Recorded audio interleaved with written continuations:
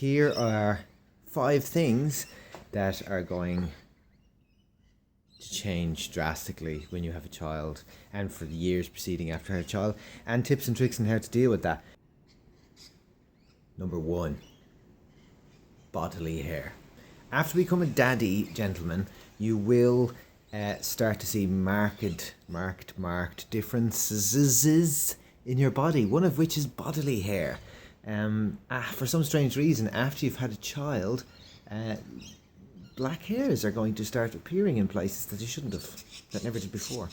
It will feel it will seem like your head is being packed with black straw, like some kind of scarecrow, because you just get extra nose hairs happening for no apparent reason, and in your ears you'll start to be that old man who goes to the hairdressers, gets short back in size and a trim on the top, and then they actually you're inside your ears and nose. They did it to me last week. It doesn't even ask anymore. He used to go, do you want me to get that? Now he just does it. And I'm like, yeah, fuck. So that happens. Another thing that happens is that you'll start making noises whenever bending down for things or reaching for things. Example, you'll start doing this, like, oh, Jesus Christ. Or this will just start to happen because I think it's something to do with just having to lift a small child the weight of your own torso every day. Just completely fucks up your back. Also, what's happening is going to happen to you is that you'll develop a condition known as daddy belly. This is a condition, and it's a very serious condition, which means that as soon as your body knows it's recreated another human and survival of the fittest has happened and all that shit, your body just starts to give out on you. So you get the hair, the weird back thing, and daddy belly. So you can give up gluten and not drink too much, which is hilarious because you'll probably drink more than you ever did in your entire life when you have a child. Not around them, of course. You'll develop daddy belly, and you will have to work 3 times as hard to keep that kind of 6-pack fat thing that you call the stomach. Number 2, your house will change drastically. So this is the kind of things you'll start to witness. This is a crash site of many cars, the pillows everywhere. Cars will just start appearing everywhere, toys. This is just some salt that he started playing with, so that's on my couch now. I just haven't had the energy or the will to clean it, so that's just salt. That's near things, DVDs, kids' DVDs.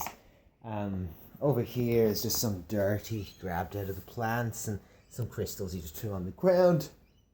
And random things will just appear, like lunch boxes of food and glasses you don't have time to wash because he wanted glasses in it. Yes, that's a wine glass, but there is other glasses there.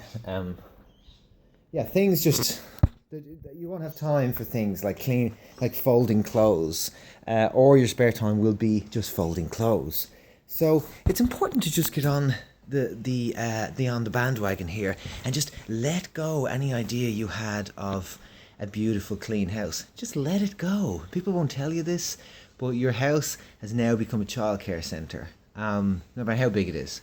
The best thing you can do is to remove all valuables and put them up high, or lock them in another room which you can go into when they're asleep, and just hold these precious things that you used to dot around the house. I just remember the old times when you had nice things that didn't break, because your house is going to turn into a bomb site. Food preparation and feeding times.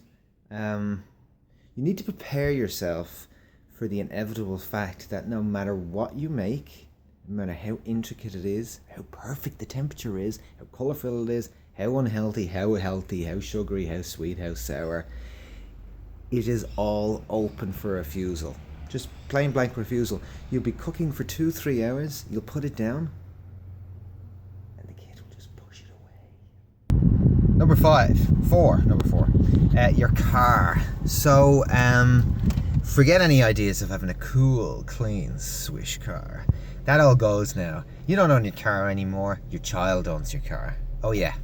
And more than likely the bank owns it too, because you don't have enough money to get a real car that you actually bought outright because of your child taking all of your money.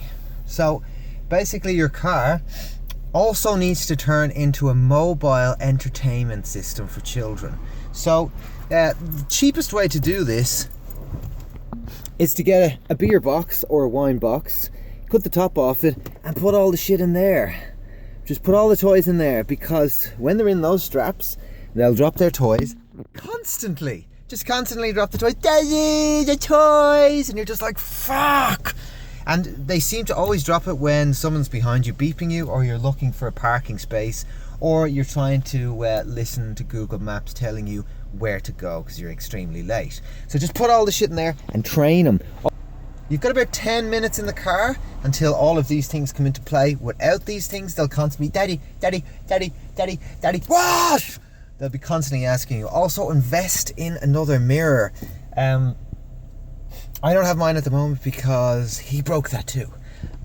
Basically, you need to get a second rear view mirror that's totally trained on your eyes. If he can see your eyes, he'll leave you alone. It's very strange. If he can't see your eyes, he'll constantly talk to you, asking you questions, the most abstract questions you can't even answer. I don't think even Jesus Christ could have answered some of the questions that are posed at you when you're driving and trying to focus on not crashing a 2-ton steel vehicle into a bus shelter.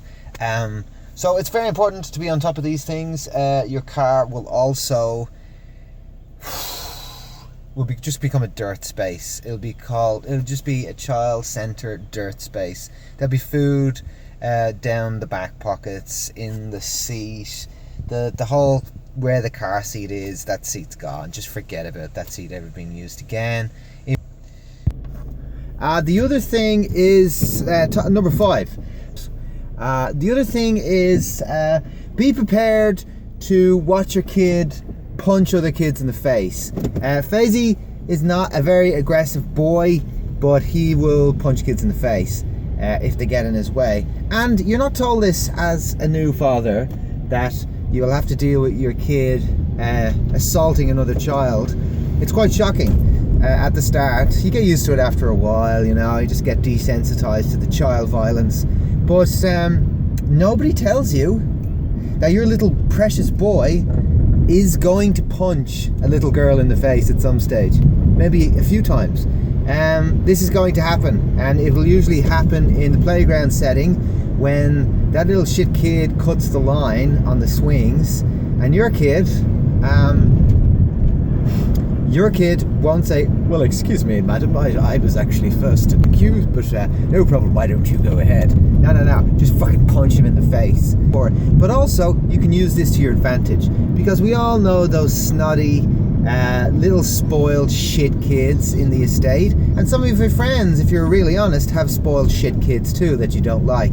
So now and again, it's okay to turn a blind eye and let your kid whale them in the face with a right hook. That's left, this is right. Right hook, boom. It's quite satisfying in a weird, morbid way, and you don't have to do it and hence go to jail. So not only become comfortable with the fact that your little child is going to beat the shit out of another little girl, but that it can be used to your advantage to release some of that repressed anger from just being a parent, hence not wounding your own child. So there's top 5. I'm going to do another top 5 as I think about them. Hope you enjoyed it.